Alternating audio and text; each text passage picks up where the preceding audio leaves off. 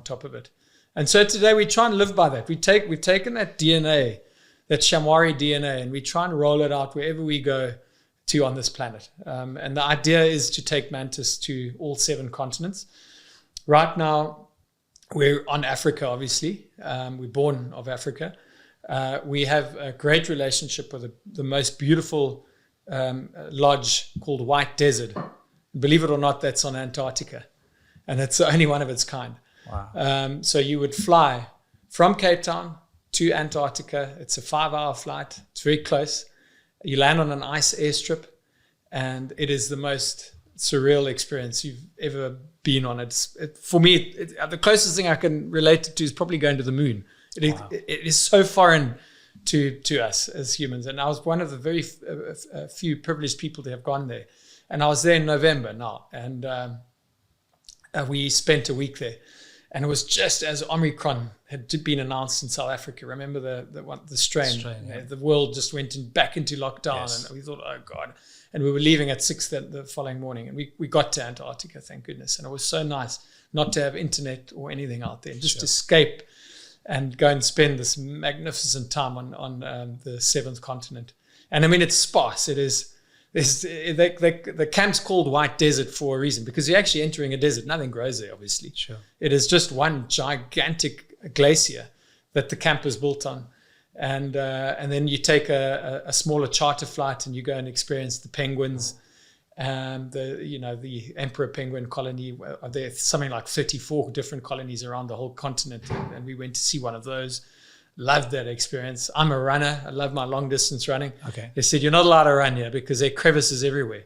The only place you can run is on the 3 kilometer long airstrip.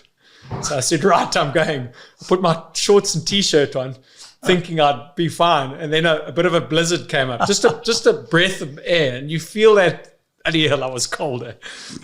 So I laid up on my next run, but I did it. I did my 15 Ks each morning, and there's a beautiful, the food there is spectacular. The camp is amazing, very memorable. So we have an association with that camp. But we're also in other parts of Africa today. We've got a small collection of boats called the Zambezi Queen Collection. And they sail on the Chobe River, which ultimately becomes the Zambezi. And that's one of our biggest producing products today, river cruising, the river cruise market, because you don't just cruise around looking at beautiful buildings down a river. This is in the wilds of Africa. Your closest attraction is the hippo, a meter away from your bedroom. In the water. Yeah, exactly. And the crocodiles are everywhere, and the elephants and the buffalo, and all these animals come down to drink. So it's we call it a water safari. It's very different to a land-based safari where you're bouncing around in a Land Rover with no roof. This is a phenomenal way to do it. So we're on quite an interesting journey with the boats, because we are now looking at the waterways across Africa. If you think about it, Lake Victoria is the size of most countries. Sure. Lake Tanganyika, there's Lake Kivu, which is in Rwanda. And so we're busy with a product there. I'm not going to talk too much about it because it hasn't come out the starting blocks yet. It's been built. But the idea is you'd go and do the chimpanzees in the south of Rwanda, and then you hop on this river cruise boat for 2 nights and experience pure Mantis luxury on this river cruise boat. And then you stop in the north, disembark, and about 45 minutes away is the Volcanoes National Park, and you go and do the gorilla experience. Oh, wow. Yeah, so what a way to do it. So we're all about linking up these beautiful experiences across Africa and then across the world. So we're on quite an interesting journey now in the Middle East now too. We're looking at expanding the brand into the Middle East, and we've had a lot of approaches for us to come there, because they like the fact that we have this unique conservation DNA. They like the fact that we have a very unique guest experience.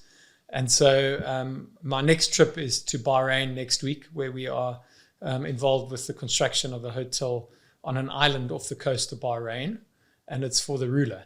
And the ruler's office said they want Mantis there, again, for reasons I've just explained. We want this to be a nice green hotel.